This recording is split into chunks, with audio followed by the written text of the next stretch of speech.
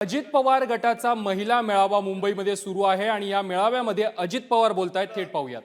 विमानातून जाण्याची संधी मिळते। एकनाथराव शिंदे असतील, मी असेल, देवेंद्रजी असतील, बाकीचे आमचे सहकारी असतील, कामाच्या निमित्तानं लवकर तिथं पोहोचायचं असतं।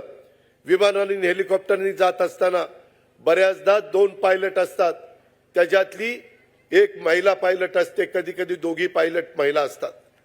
आणि आम्ही ज्यावेळेस विमानामध्ये बसतो आणि विमान अतिशय व्यवस्थित लँड झालं की समजावं दोघी महिला आज पायलट आहे। इतक्या व्यवस्थितपणे ते काम करतात। महिलांची एक पद्धत आहे, एक रीत आहे, एक त्यांचा स्वभाव आहे। जे काम करायचं ते चोख करायचं, त्याच्यामध्ये कुठेही मी मगाशी बघत होतो, मलाही स्वच्छतेचा खूप अभिमान आहे, आदर आहे। इथं काही कागद बिगद पडली होती, राजलक्ष्मीताई गेल्या, निम्मी कागद उचलली आणि बाजूला करून टाकली। 2-4 कागद तिथं पडली होती, रुपाली उठली, तिनं तिथली कागद उचलली।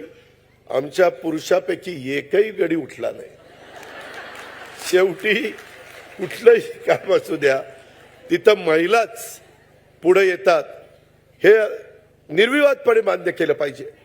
मला आठवतंय, भुजबळ साहेबांना पण आठवत असेल, आम्ही ज्यावेळेस महिलांचं बिल पास केलं, रात्री 2-3 वाजेपर्यंत सभागृहामध्ये थांबलो होतो आणि 3 वाजता बिल पास झालं आणि मग आपल्याला 33% महिला मिळाल्या। 92च्या साली स्थानिक स्वराज्य संस्थांच्या मध्ये आम्हाला वेगवेगळ्या घरात जावं लागायचं। अहो, इथं आता महिला आरक्षण पडले, आम्हाला तुमच्या घरातली महिला द्या। पुरुष मंडळी म्हणायची नाही नाही, आम्हालाच तिकीट पाहिजे, तिला नाही द्यायचं। परंतु आता 50% पेक्षा जास्त, म्हणजे 221 जागा असतील तर त्याच्यामध्ये जवळपास 111 माझ्या महिला असतात आणि 110 पुरुष असतात। ही आज परिस्थिती आहे आणि उत्तम पद्धतीनं काम करतात। महापौर म्हणून, नगराध्यक्ष म्हणून, पंचायत समितीचे सभापती, जिल्हा परिषद, सुरेखाताई इथं बसल्यात, जिल्हा परिषदेचे अध्यक्ष म्हणून त्यांनी उत्तम काम केलं। अनेक महिलांना कामाची संधी दिल्यानंतर ते चांगल्या पद्धतीने काम करू शकतात। आज प्रत्येक क्षेत्रामध्ये पुरुषांच्या बरोबरीने महिला किंवा काकणभर सरसच काम करत असताना दिसतात। महिलांना संधी मिळाली की ते त्याचं सोनं करतात। हा इतिहास आहे, वर्तमान आहे, भविष्य सुद्धा आहे आणि यात माझ्या मनात तर कोणतीही शंका नाही, कारण त्यांच्या पाठीशी मा जिजाऊ ज्ञानज्योती सावित्रीचा वारसा आहे। ही गोष्ट कुणाला आपल्याला नाकारता येणार नाही। एकंदरीतच महिला सशक्तीकरणाच्यासाठी राष्ट्रवादी काँग्रेस पक्ष नेहमीच आग्रही राहिला। आज इथं आदिती आहे, महिलांचं पहिलं धोरण आलं, दुसरं आलं, तिसरं आलं, बराच काळ गेला, त्याच्यामध्ये नवीन काही समस्या होत्या, काही प्रश्न राहून गेलेले होते। आदिती सतत मला म्हणायची की दादा, तुम्ही महिला बाल विकास हे खातं आम्हाला दिलंय, मग माझ्याकडनं विकास झाला पाहिजे, त्याच्याबद्दल महिला धोरण मला आणायला तुम्ही मुख्यमंत्री, उपमुख्यमंत्री, मंत्रिमंडळाला सांगितलं पाहिजे। आणि तशा पद्धतीनं तिनंही त्याच्यामध्ये अभ्यास केला। तुमच्यासारख्या महिलांना देखील तिनं विश्वासामध्ये घेतलं, काय केलं पाहिजे।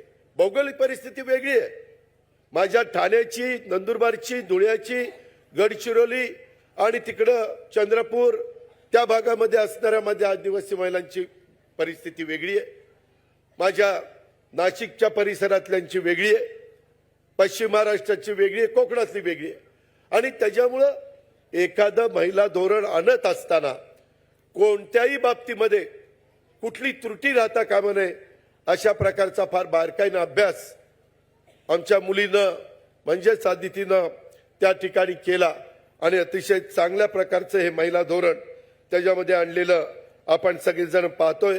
राज्यातल्या महिला मुलींचं सशक्तीकरण करणं हाच आपल्या राष्ट्रवादी काँग्रेस पक्षाचा अजेंडा राहिलेला आहे आणि इथून पुढे देखील राहणार आहे। या गोष्टीचा आपण सगळेजणांनी अभिमान बाळगला पाहिजे। मी मागच सांगितलं, माझ्याकडे अर्थ मंत्रालय, महिला भगिनींनो तुम्हाला आश्चर्य वाटेल, मी 6 लाख कोटीचं बजेट या राज्याच्या करता सादर करत असतो। किती? 6 लाख कोटी। आता तर पुढच्या वेळेस कदाचित त्याच्यात अजून वाढच होईल, कारण दरवर्षी वाढ होते। 2 लाख कोटी तर जीएसटी डिपार्टमेंट जे माझ्याकडे अर्थ विभागाच्या अंडर तोच जीएसटी डिपार्टमेंट उत्पन्नाच्या कराच्या रूपाने राज्य शासनाच्या तिजोरीमध्ये कर टाकत असतं. आणि मग हे सगळं काम करत असताना अनेक समस्या आहेत, अनेक प्रश्न आहेत, नवीन नवीन रोज काही ना काही घडतं, त्याच्यातून मार्ग काढायचा असतो. कायदा सुव्यवस्था चांगली ठेवायची असते. महिलांना कुठेही रात्री अपरात्री फिरायची जायची वेळ आली तर तिला तिथं सुरक्षित वाटलं पाहिजे. तिथं कुठेही अन्याय अत्याचार होता कामा नये, तिथं कुठेही वेडीवाकडे प्रकार होता कामा नये, याकरता सतत आपण लक्ष देत असतो. त्याकरता काही कायदे केलेत. दुर्दैवाने अजून त्या कायद्याला आपल्याला केंद्रातलं म्हणजेच राष्ट्रपती महोदयांची संमती मिळालेली नाहीये. एकदा आदिती आपल्याला दिल्लीला जावं लागेल आणि राष्ट्रपती महोदया देखील आज महिला आहेत, त्यांना सांगावं लागेल की महिलांच्या भल्याकरता हे आपण बिल आणलेलं आहे आणि त्याला मान्यता त्या ठिकाणी द्या. कारण समाजातला काही विकृती आहेत, विकृती ते कधीतरी काहीतरी चुकीचं काम करतात आणि त्याला सगळ्या समाजाला जबाबदार धरलं जातं. आणि म्हणून पूर्णपणे जे डॉक्टर बाबासाहेब आंबेडकरांनी घटनेच्या माध्यमातून आपल्याला संविधान दिलंय, घटना दिली, कायदा दिलाय, मताचा अधिकार दिलाय, हे सगळं काम करत असताना तिथं कुठंही महिलांना अडचण राहता कामा नये. म्हणून ह्या गोष्टी आपल्याला केल्याशिवाय गत्यंतर नाहीये. त्या आपण ज्या वेळेस सत्तेमध्ये होतो त्या वेळेस महिला विकासाच्या करता भुजबळ साहेबांनी, आम्ही सगळ्यांनी, सुनील तटकरेजी, इथं बसणारे सगळेच जणांनी, सगळ्यांनी भरीव काम केलेलं उभ्या महाराष्ट्राने बघितलेलं आहे. महाविकास आघाडीच्या सरकारमध्ये असताना देखील आम्ही आग्रहपूर्वक महिला आणि बालकांच्या सुरक्षिततेसाठी आपण महत्वाचा शक्ती कायदा मंजूर त्या ठिकाणी केला. काही जण त्या शेजारच्या राज्यामध्ये गेले, आंध्र प्रदेशमध्ये, काय तिथं कायदा आहे, कशा पद्धतीनं आहे, त्याच्यात अजून काय आपण बदल केले पाहिजे, कशाचा अंतर्भाव केला पाहिजे. आणि म्हणून ह्या पद्धतीनं आपण सगळेजण जातो. आज आम्ही महायुतीमध्ये सगळे आम्ही काम करतोय. आपल्याला या देशाचा तिसऱ्यांदा पंतप्रधान म्हणून नरेंद्र मोदी साहेबांना तिथं बसवायचंय.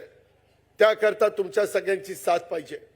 मगाशी बोलत असताना सांगितलं, 5 राज्यांच्या ज्या निवडणुका झाल्या तिथं जे निकाल लागले, ती राज्य भाजपच्या ताब्यामध्ये येण्याचं कारण, निव्वळ एनडीएचं सरकार येण्याचं कारण, तिथं महिला उत्स्फूर्तपणे बाहेर पडल्या आणि त्यांनी मतदान केलं.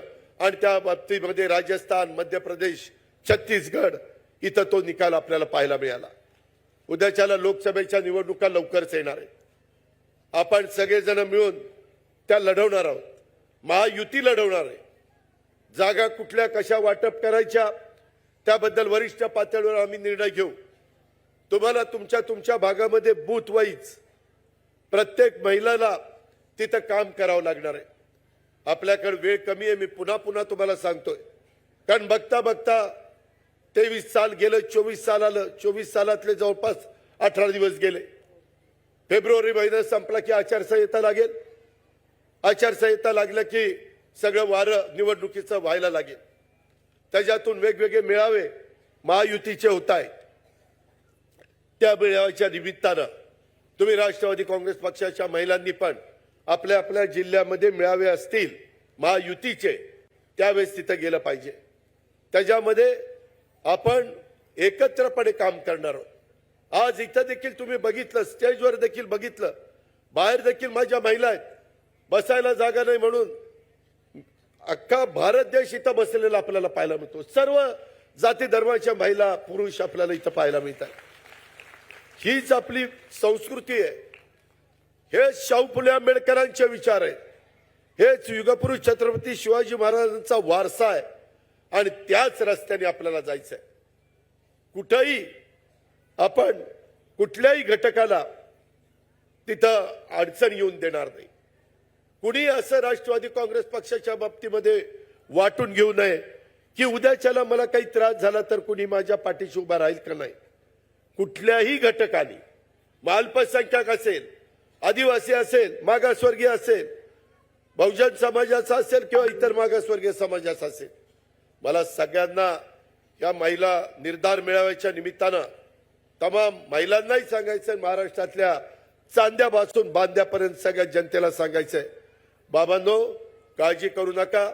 एका वेगळ्या विचाराने महाराष्ट्राच्या विकासासाठी, देशाच्या भल्यासाठी, देशामध्ये महत्वाचे प्रकल्प राबवण्यासाठी, त्याच्यातले महाराष्ट्राच्या हिस्साचे प्रकल्प महाराष्ट्रात आले पाहिजे.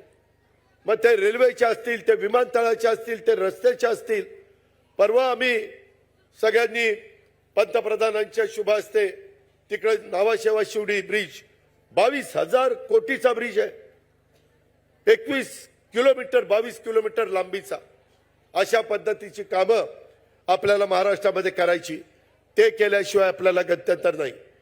माझ्या काळ्या आईची सेवा करणाऱ्या, माझ्या शेतकऱ्याला तिथं काम करणाऱ्या माझ्या भगिनीला तिथंही आपल्याला समाधान करायचंय.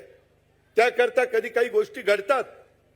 मध्ये दुधाचा धंदा अडचणीत आला, आम्ही 5 रुपये लिटरला तिथं डायरेक्ट त्या महिला जर दूध सोसायटीला दूध घालत असेल तर महिलाच्या अकाउंटला, किंवा पुरुष घालत असेल तर पुरुषाच्या अकाउंटला ते पैसे देण्याचं काम केलेलं आहे.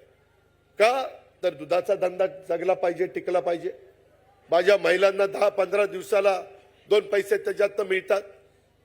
कांद्याच्या बाबतीमध्ये आम्ही भुजबळ साहेबांनी लक्ष घातलेलं आहे, सरकारने त्याच्यामध्ये लक्ष घातलेलं आहे. परवाच पंतप्रधानांशी आम्ही बोललेलो आहे. वेगवेगळे प्रसंग येतात. सोयाबीनचा प्रश्न आहे, कापसाचा प्रश्न आहे, कधी अवकाळी पाऊस येतो, काही भागामध्ये दुष्काळ पडण्याची शक्यता आहे. ऑलरेडी